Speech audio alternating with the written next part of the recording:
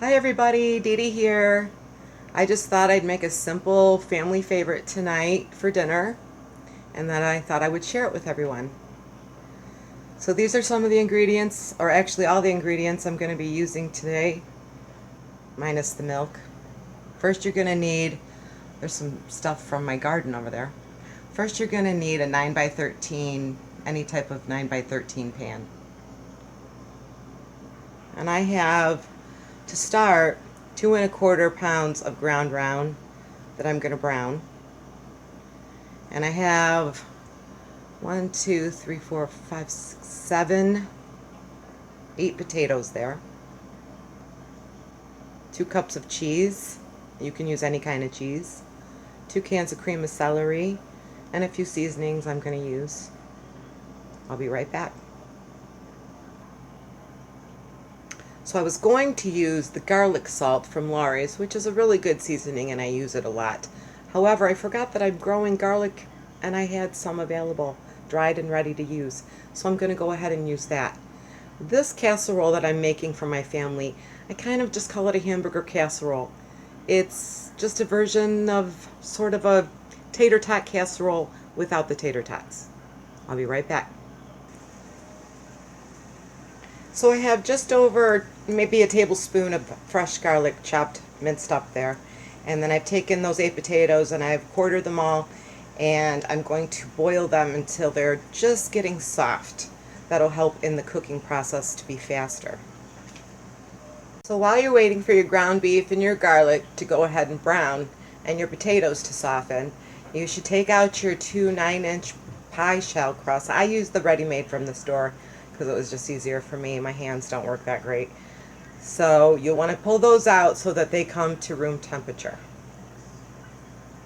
And you're going to need some butter and some cheese. And you're going to need 1 can of milk, any kind of milk that you drink. So here I have the mixture that's going to go on top of the potatoes. It is the 2 cans of the cream of celery, 1 can of any kind of milk that you drink. I used the majority of the cheese, the 2 cups of cheese that was in the bag. I left some to sprinkle on the top once it's all in place. And I put the meat mixture in there with the garlic and lots of salt and pepper. After I drained the meat, of course. You have to drain the meat.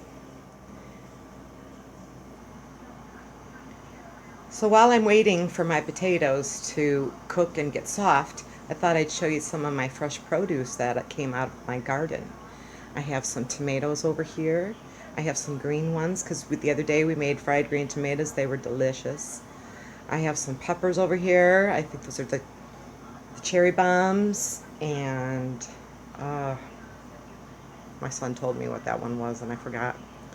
He's the pepper guy. And then we have some shallots over here. So yeah, looks really good. I've been eating fresh produce like crazy as it comes in. These are also from our garden, and I think I'm going to fix these on the side tonight. Because normally in the casserole you can fix any kind of vegetable inside. You can put corn in it, peas in it, green beans in it. But since my daughter's here for dinner tonight and it's one of her favorite dishes, I'm going to leave out the vegetables so that she'll eat it, because otherwise she won't touch it. So these will be on the side with some garlic. Okay, so at this point I've taken the potatoes out of the hot water. They are soft enough to be able to cut through.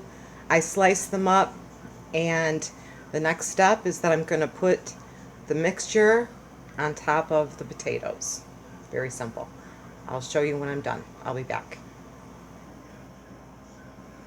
Now, as you can see, the mixture is on top of the potatoes, and I have cut about a stick of butter, and then I sliced it up and placed it all around. This is just for extra flavoring and so that it doesn't stick to the bottom mostly. Now I'm going to put cheese over the top, the rest of the remaining cheese. I'll show you what it looks like when I come back. So here I have it with the cheese on the top. Now I'm going to open up the pie crust and I'm going to place those on the top. And I'll show you what it looks like when I come back. So here I have my almost finished product. This is my hamburger pie with the crust on the top. As you see, I just kind of tucked it around the edges, made a little scrimp as best I could. And yes, it's a lot of crust there in the middle, but it cooks evenly just fine. I'll show you what it looks like when it comes out of the oven. I put it in the oven for about half an hour at about 375. I do put a piece of foil over the top midway so that the crust doesn't burn. You're definitely going to want to poke holes in the top of that casserole just so that you can allow for steam to escape too, and any kind of leaking. So this is dinner tonight. The finished casserole, the green beans with the garlic, some onion. I have some crescent rolls in the oven. I'll show you what it looks like when I get it all served on my plate.